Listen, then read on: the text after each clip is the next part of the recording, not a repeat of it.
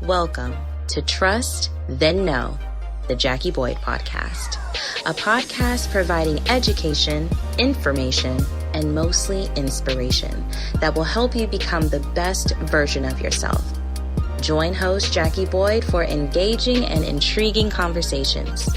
Now, Trust, Then Know, the Jackie Boyd Podcast. Hello, everyone, and welcome to another episode of Trust Then Know, the Jackie Boyd Podcast. Trust Then Know, the Jackie Boyd Podcast is always going to bring you people who have something to say. We want to bring you information that's going to help you be more educated, more inspired, and more informed about things that are happening, information that will help you to grow. That's what Trust and Know is all about. We want to help you to become the best version of yourself through people who have something to say. And we are on all your major podcast platforms. We are on every second and fourth Tuesday of the month. And you can catch us on Spotify, Instagram, Facebook, YouTube, and Apple Podcasts, and Amazon Music. So tonight, I am super excited because I have a man here who has a lot to say. Do I? Yes, you do, Mr. Charles Griggs. Mr. Charles Griggs, I'm telling you, you could say that he really does kind of own Jacksonville. He is a staple here in the Jacksonville community, very well respected, and he always has information that can help us learn more about our city and learn about what's happening.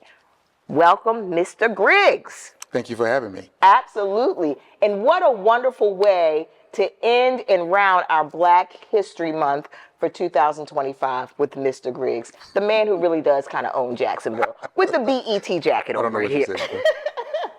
But no, Charles actually is the Director of Community Initiatives for the City of Jacksonville, Mayor Donna Deegan's office, and he really is making some things happen there in City Hall because he is Mr. City Hall.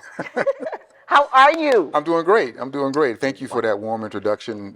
Probably too much. Too much. Too much. But you know, I'm happy to be here. Thank you. You and I've been friends for a long time, and Yeah. I'm happy to come here and share information that you think is relevant. That's right. Because again, we want our viewers to be able to learn things, to get information that's going to help them. And really, this show tonight, guys, is about what's happening in your city, because Charles knows what's happening in the city from the mayor's office, because that's where he does community initiatives, director of community initiatives, and there's so many things that are happening in Jacksonville right now, and we want to hear the tea.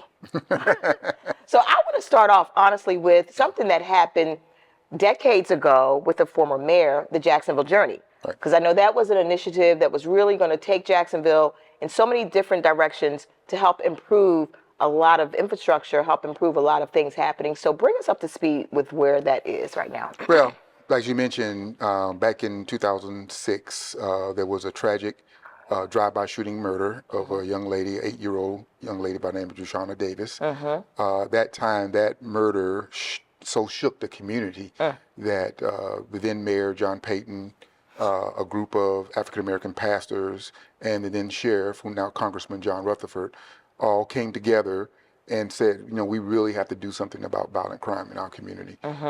What they did was, through the leadership of the mayor, is that they started this initiative called the Jacksonville Journey. Okay. The beginning of that process was huge. It was about 144 volunteers from the community taking part in community sessions. There were 7 subcommittees, and they worked for about 3.5 months on gathering information, interviewing people from these various subcommittees, and then deciding, kind of making recommendations to Mayor Payton what would be a good ways in order to really to program and invest in the city in terms of how we reduce violent crime.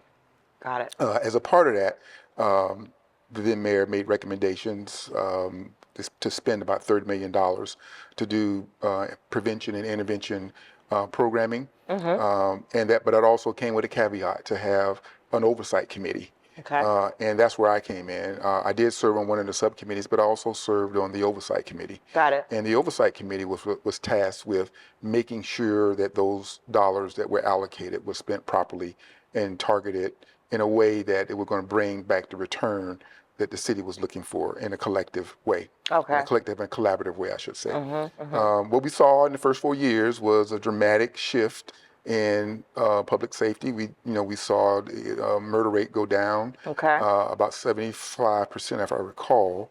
And that was about 45%. I should say that, but it went down from the hundreds to 75. Okay. And 75 or so. And then we saw, that steady decline over 4 years. But then the city went through a bad transition with its economy, during the housing crisis. Saw revenue kind of slash, and so there was the investment in the Jacksonville journey started to lag. And in fact, when I rotated off the board, we went from a $30 million investment from when it started to $2.5 million investment while I was there. Wow. At the end. So eventually the initiative ended under a previous administration. But the mayor, Donna Deegan, when she campaigned on bringing it back. And that was one of the things that that the community wanted, right? And they also wanted it to be diverse and inclusive, collaborative. So while that mayor has done her part in reigniting this initiative, she's also said this is the community's initiative, right? Making sure that everybody's comfortable working together and that there's really no politics involved in it. So this initiative will go where it leads itself, where the community leads it. My role in this process is to try to help steer the ship. We have a 9-member board, and that board is going to be much like the previous iteration. They're going to be taking in a lot of information, looking at a lot of data, and then they're going to make recommendations to the mayor, and then the mayor will vet those recommendations and make those to the city council for funding if they ask for it. Got it. And then what we'll see a lot of collaboration from prevention and intervention programming, and then we'll measure those efforts and make sure that all of the efforts are transparent, so that the community can see their dollars at work. If in fact we invest dollars, one of the things that we hope to achieve this time is to bring a larger collaborative audience. That means not just spending taxpayer dollars. We like to see more input and activity and activation from the nonprofit sector. We also like to see more activation from the corporate sector. So because we all live in this community, and we all have to invest in it. So we believe this time around the corporate community will play a major role in satisfying some of those activations, some of those program initiatives that will go along with helping to make our community safer for everyone and building a place for greater well-being. So you think between the nonprofit and the for-profit sectors, that would be enough? Like we wouldn't need to have appropriations from the city? Oh yeah, I think the city does have a role to play. Not to say that we're not going to recommend, or the board is not going to recommend for some type of appropriation. But I would say that a lot of those dollars are already being invested through organizations like the Kids Hope Alliance. The city has a public service grants area. So we know that there are a lot of organizations doing a lot of great work. That work has to be, we really have to examine how that work is being done in a collective way, in a collective and a collaborative way, because we can get more out of what's out there on the streets currently. I'll give you an example. If we know that an organization is providing after-school programming for a certain group of children, and there's another organization providing similar programming, why wouldn't we try to connect those two organizations to see how they can perhaps work together in servicing their target group of young people, right? So in that way, that if they're sharing the burden of that work, then and they're also sharing the outcome data. And so we know more about how those particular programs or initiatives are aligning with what the needs of the community are. Makes sense. Yeah. That makes sense. So now, the original Jacksonville journey was triggered by crime. Yes. But once that got underway and things were being executed, were there other areas that the emphasis focused on? And I guess more importantly is, where we are today. Tell me about some of the other areas. Yeah, so I think it's important to realize that when we think of crime, we think of people in handcuffs getting arrested and things like that. So, but when those of us who talk about preventing crime, yes, we think about third grade reading scores. We think about early literacy. Okay. We think about opportunities to get young people engaged in a space where they're less likely to be at a higher risk to do activities that are going to impact their future in a negative way. Got it. So if I've got 100 students in the third grade and they're all reading at grade level, I feel much better about their chances for success when they get to middle school. Understood. Right? And if they're sort of defeating the higher risk aptitude for what's in their future, then they're more likely to go on to high school and be college ready. Okay. If they're more likely to be college ready, even if they don't go to college, Right. they're making better choices about their future. Less likely to fall into that crime trap. Right. So, in other words, what we're attempting to do over time is to account for those people who never enter the criminal justice space. We never talk about those folks. We only talk about the people who do enter the criminal justice space. I got it. So, crime is crime. It's going to happen. But what we like to do is to think far enough ahead that we can prevent as much of it as possible. Okay. So there's a lot of studies and a lot of information and research around prevention. And so that is going to touch early learning. It's going to touch all type of educational things. Okay. Let's bring health initiatives in there, because I know that health disparities also have a base, right? So how are health initiatives a part of? Absolutely. Okay. And we're going to start with yes. So I come from a public health background, Of course. right? So I'm always thinking about how those outcomes impact risk of people having healthier outcomes, right?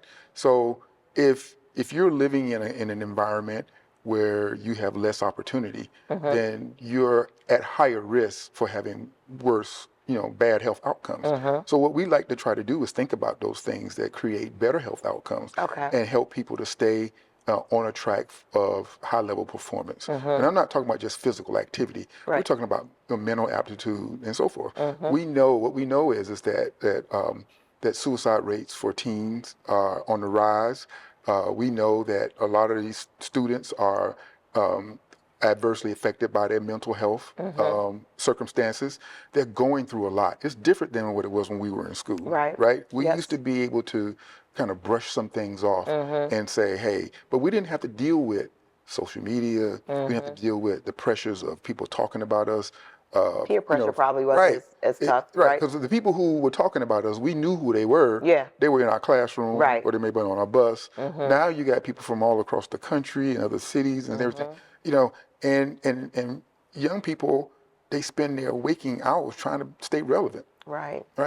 And we haven't old created people too. Some we haven't created safe spaces for young people. So until we do that, we need to be mindful of those mental health opportunities that need to be addressed, and make sure that we have resources available for them to do so. Because there's direct and indirect links to crime, even with health disparities. Absolutely. Got it. So it's a full circle. So are there any things or any initiatives in the journey that deal with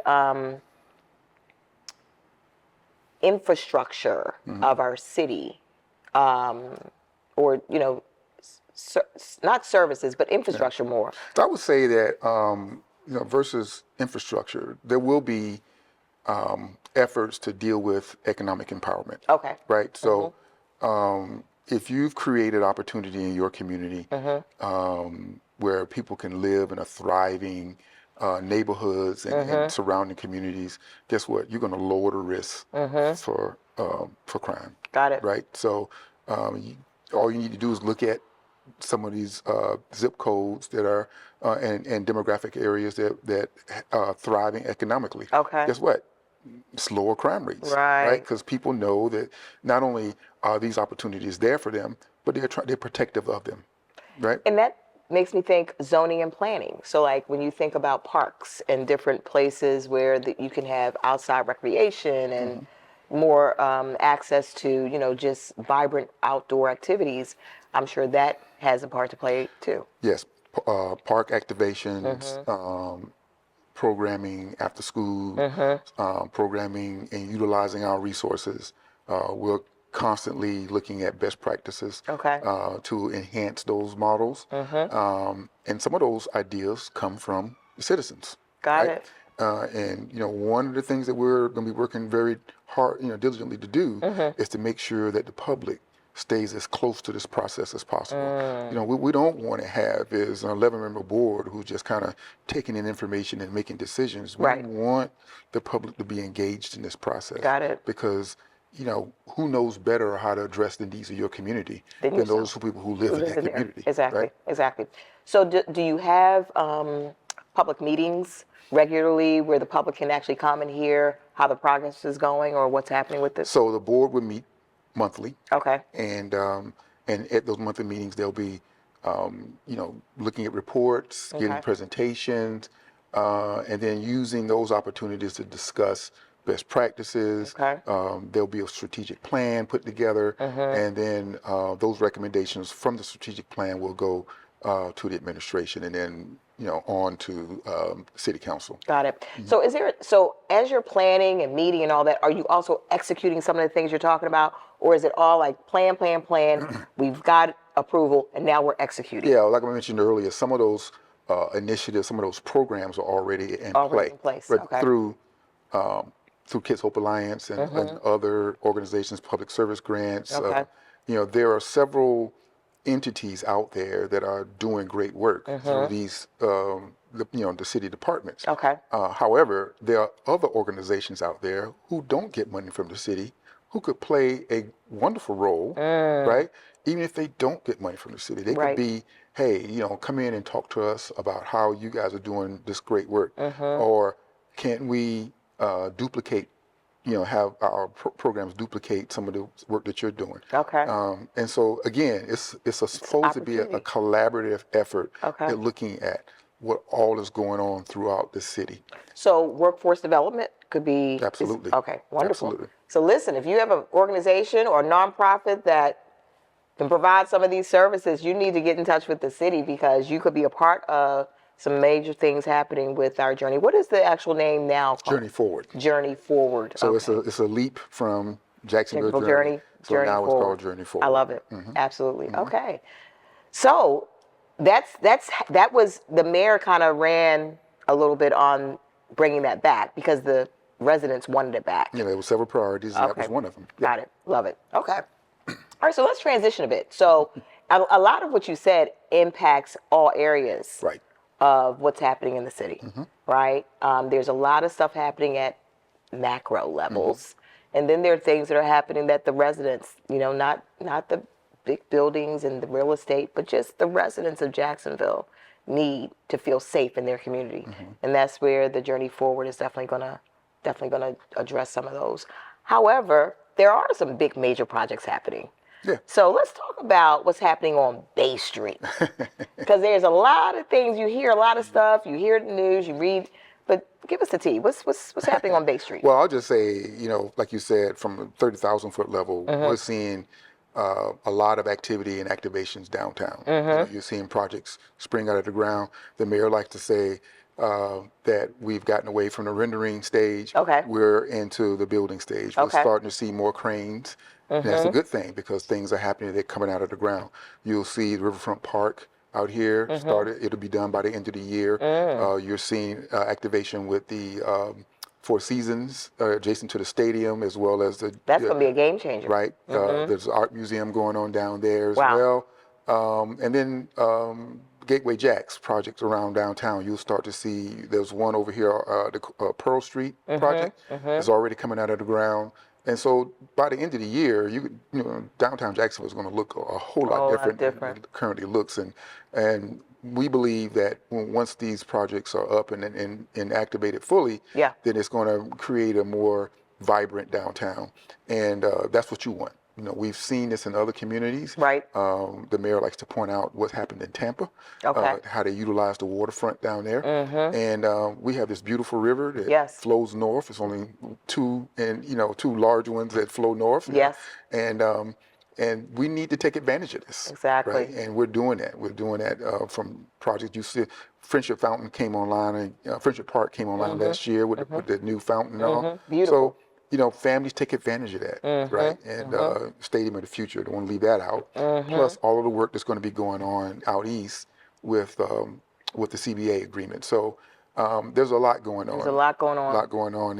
And again, one of the things that we like to say is that we want to make sure that the public gets as close to these projects as possible. We don't want people kind of like standing in the background and going, I wonder how that's going, or I see what they're doing over there. I wonder what that means. Ask questions. Right. Call us, send emails. I field a lot of calls and emails on a regular basis. Okay. And not only from people being curious about what's going on, but from things that people want to know about for their own circumstances. Right. And we like to say that the mayor's office is open. Open door. Open door. Open, Okay. to the public. So we get a lot of people who call and come by, and while they may not be able to see the mayor at that particular moment, Right. they still get the service they're looking for. I love it. So now, when I moved here, man, 96. Right. You've been here for a minute. I've been here for a minute. I often say that I've spent half of my life in Baltimore, home of the Ravens, and half of my life here. And I call Jacksonville home. Right. Because I've raised my kids here. They went to public schools here. I worked for the health department. That's how I met you. Right. Worked for Jacksport. I mean, so I really grown to love, worked for the Florida legislature, Jacksonville, it's home. And when I came here, the landing was built by the same developer that built the Baltimore Inner Harbor, Right. the Rouse Company. And that was like the place to be. Right. And in Baltimore, our waterfront is phenomenal. Right. And the landing never really kind of got feet under it really good, at least when I got here. And then it went away. So that's prime property. Right. So can you give a sneak peek on what we can expect with that real estate? The Riverfront Park is going to be, it's going to be very cool. It's a nice place to be. Okay. I've been to other cities that had similar parks that were, on the body of water. Okay. And this is going to be, really nice, bringing families. There'll be, a lot of activations going on out there. You'll see events and things like that. Okay. So it'll draw people downtown. Got it. It'll draw people downtown. And the people who already currently live downtown are going to want to stay active in that space. That's wonderful. You got to have restaurants and shopping for people. That's one of the reasons why the town center has been, so successful. People, when they come, they want to eat Right. and they want to shop. Right. So that's going to offer that. Right. As you see more density of people coming downtown, you'll see more restaurants. Opportunities start popping up. Okay. Because that's what the market does. So we see more people. We should put something right there.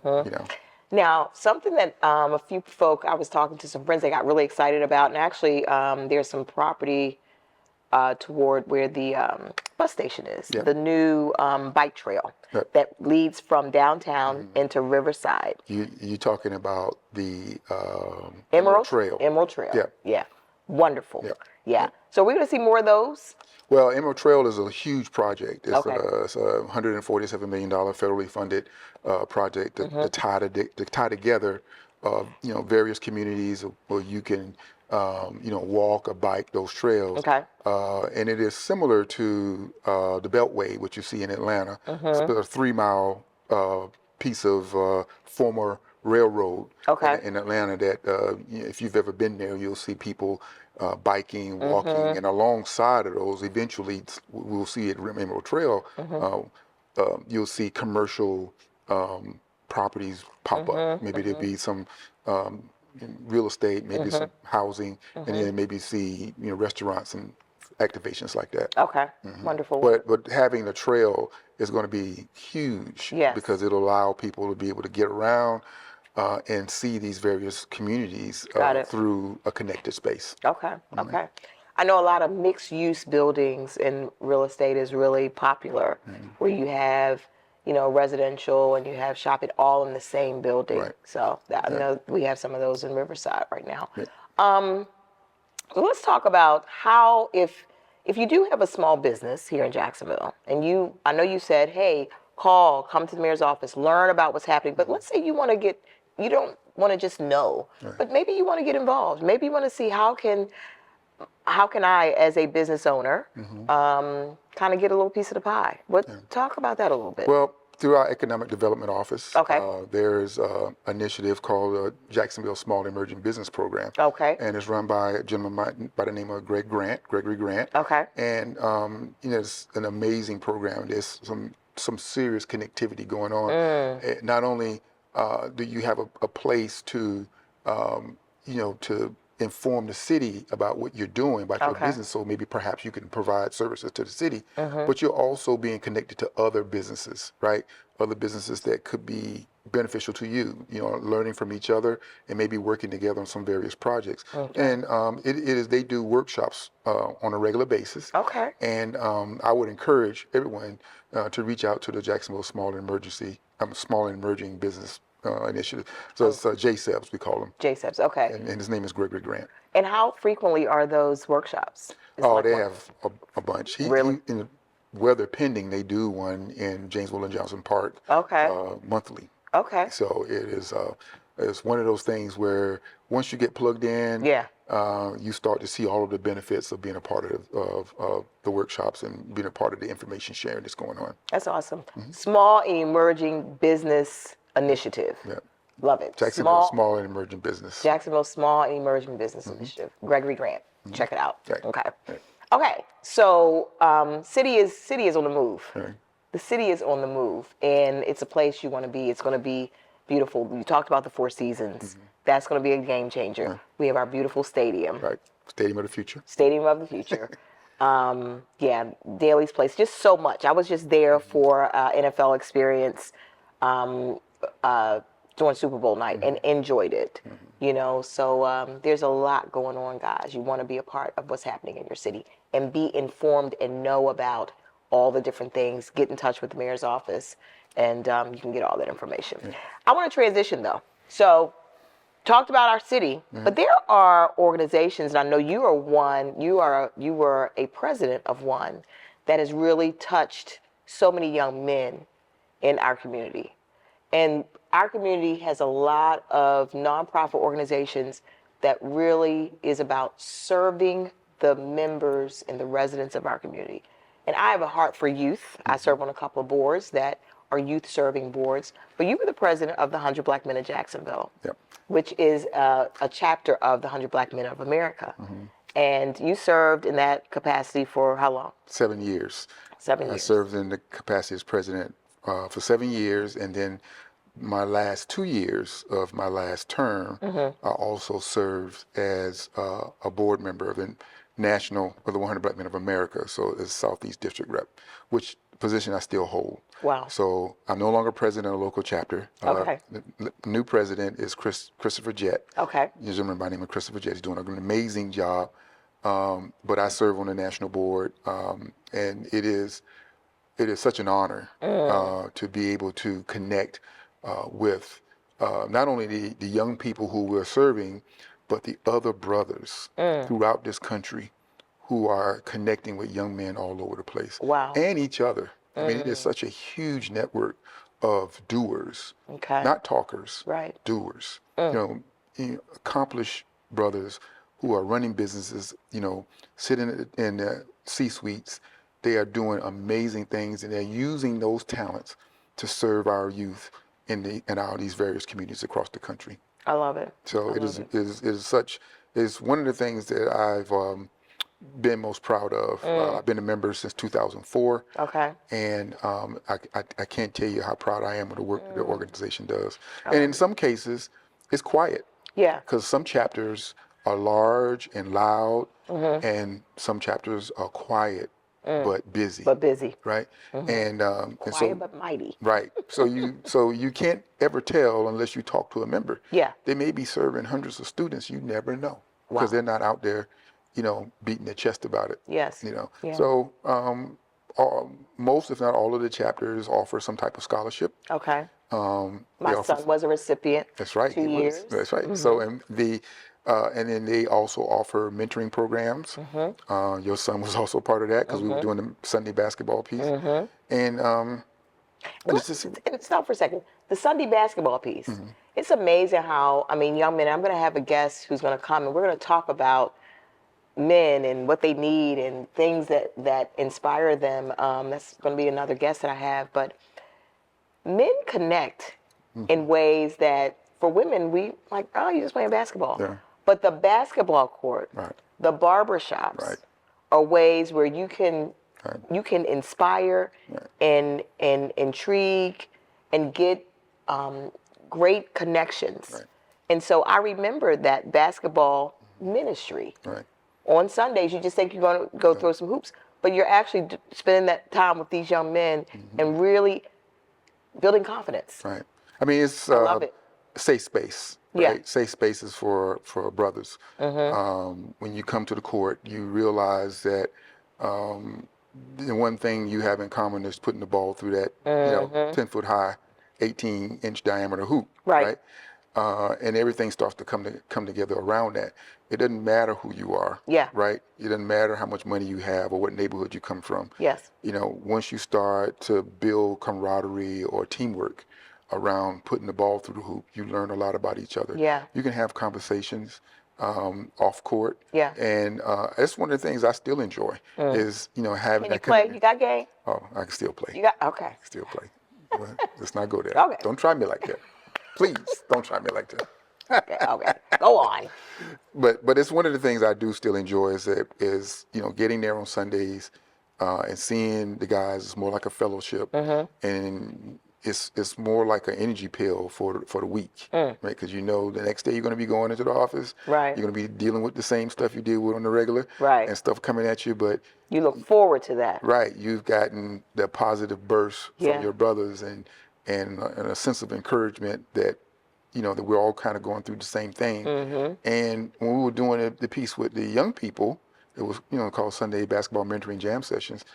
It was a way for us to build that connection with young people as they went into Monday at school. Got it. So you spend a little time trying to get to know what their issues and problems were, and then talking through those, and then you play ball. Wow. Right? And everything else just kind of goes away. Kind of goes away. Yeah. I love it. I love it. Well, you know what? It makes me think about what we talked about earlier as it relates to the journey forward, because it's all about prevention. Right. You help these young men build confidence, finding a safe place, being able to have something to look forward to, no matter what they have going on in the middle. They know on Sunday, I'm going to see Mr. Charles, Right. Mr. Reggie, or whomever, Right. and I'm going to beat them on the court. Or try. Or try. I love it. I mean, I've so many stories of young men Yes. when they were kids. Yeah. They were just kids, and now they are men, and they have families, and they're navigating a space where, they feel like they're being supported, Yes. and we need that. Men need that because there's too much going on out here. Yes. There's just so much going on out here. Very easy for people to get distracted. Yeah. And if we're going to be distracted, we need to be distracted by something positive. Something positive. That's right. I know, just Boys to Men. That was something that, was that a 100 event? Or was That was it was a collaborative. Collaborative, with the health okay. department. Yeah. That was a wonderful, you did that for several years. There's another organization here in the city, Teen Leaders of America. I happen to be a board member on Teen Leaders, and they used to do Teen Fest. Right. Marcia Brown is the executive director. Another youth serving organization, Young Realtors Division, YRD, is an affiliate of the Florida First Coast Association of Realtors, and they serve youth. My Village Project. There's so many. I'm a Star Foundation. I'm a Star Foundation. I'm a Star Foundation. The kids in the I'm a Star Foundation, they do all the work. They do all the programming. They come up with the ideas. They lead every project. And that's an example of what the power of what our young people can do. Yes. Young people come into spaces and they feel awkward. Yes. And then the next thing you know, they're running things. Yeah. So Love it. That's amazing. Amazing. Did I not tell you this man got a lot to say? We can spend a whole nother 30 minutes talking about just touching the surface of all the things that you've done, all the ways you've served this community, all the respect you have. Much love and respect, Mr. Griggs. Well, thank you for having me. Absolutely. This is very cool. Yes. And I appreciate the honor of being here. I'm so glad you accepted the invitation. So listen, guys, again, this is the Jackie Boyd podcast, Trust and Know, the Jackie Boyd podcast, bringing you people and information that can help inspire you to become the best version of yourself. As you heard, there's so much happening in the city. We have nonprofits that are serving our youth, so many different projects. Journey Forward, the mayor's office, small business and emerging initiatives. I mean, the list goes on. I hope you captured some of that. And the most important thing is contact the city of Jacksonville, find out what's going on, go to some of those meetings and some of those workshops, because if you're a small business, you could be at the table, right? And if nothing else, you're a resident of this beautiful community. Learn what's happening in your community and give time to serve youth. That's what it's all about. They are our future. So listen, guys, that's all we have for you this week. Thank you, Charles. We are on every second and fourth Tuesday of every month on all your major podcast platforms. You can catch us, and we're going to always bring you people who have something to say, because we want to bring you information that's going to help inspire you to become the best version of yourself.